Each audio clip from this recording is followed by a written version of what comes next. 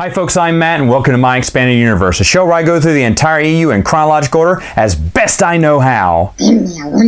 I know they know by now, it's just my thing, I have to say it. So we're going to continue our reviews through comic books, but this time we're going to switch gears, we're going to move away from Marvel and move into Dark Horse with their classic Star Wars series. Now to be honest, the classic Star Wars series was actually comic strips written by Archie Goodwin. And then later on, Dark Horse, out of the extreme kindness of their heart, took these comic strips, kind of blew them up, gave them some color, and put them out as regular comic books. And that was really nice because people back in the old days who read the comic strips could, reread them and enjoy them like they did as kids. And then new people like me who didn't even know about a comic strip that was out at the time gets to read it as well. But for my review purposes, I'll be naming them as comic books from the Dark Horse comics. It's just easier to do that way. Instead of saying, hey, from, October of 78 to January of 79, this happened.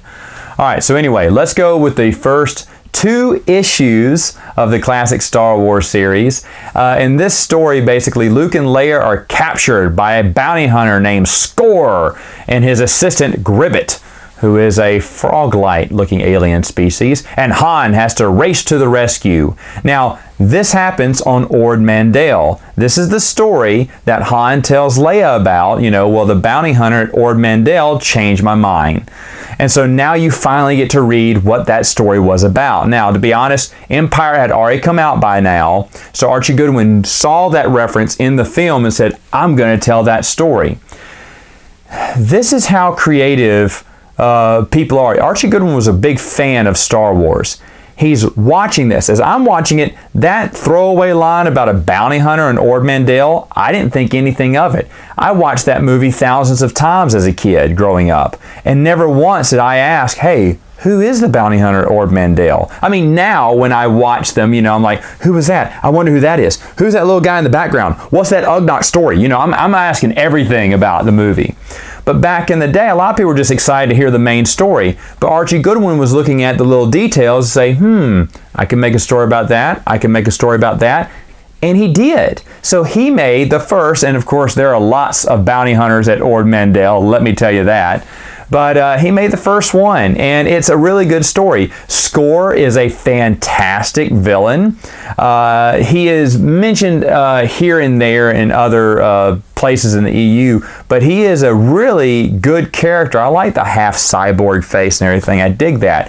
Gribbet, the frog alien, is just right up my alley on 80s sci-fi or late 70s sci-fi, so call it. But yeah, so it's a pretty good story. After that, of course, you're going to go to issues 3 and 4. Now, in these 2 issues, Luke goes on a mission to meet up with an Imperial informant aboard Vader's new ship, the Executor. Now, of course, we had already seen the Executor in the movie at this time, but this is taking place before Empire Strikes Back, and so it's a newly built ship, and Luke is in awe of how huge it is. This is kind of the new super weapon while the Empire is trying to rebuild the Death Star. So your first look at the Executor. When I first read the classic Star Wars, I knew they were from way back in the day, and I said, did this come out before Empire? Like, did they get a screening of the film and then write it? I don't think that happened, but this set of comic strips did came out soon after the movie was out, so who knows. Either way, it was pretty cool. Now, he's going to meet up with an admiral there who's, ready to help the rebellion. Now, can he be trusted?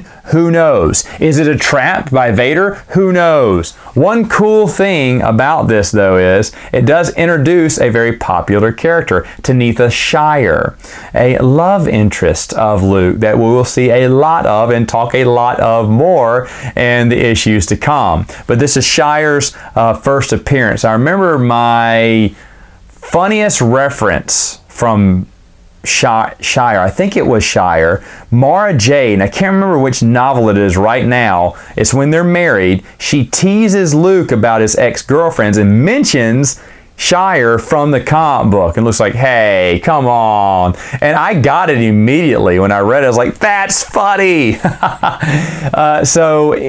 These classic Star Wars stories, you can get them, they're very easy to get. I don't know how easy single issues are. I got the trades when they came out. I do remember when they were coming out in stores, comic book stores, but at the time I wasn't, you know, getting everything that was Star Wars. I didn't look that deep into it. I was like, oh, those are just reprints from comic strips. Who cares about those? I know everything was connecting as much as it did now. But, and I'm sure the people, you know, Dark Horse putting it out didn't know that either. But the trades I got, they're very cheap, very easy to get, and yes, they are very much worth your time. All right, folks, that's all the time I have for now. See you next time with another video. Geez, how many times can I say time?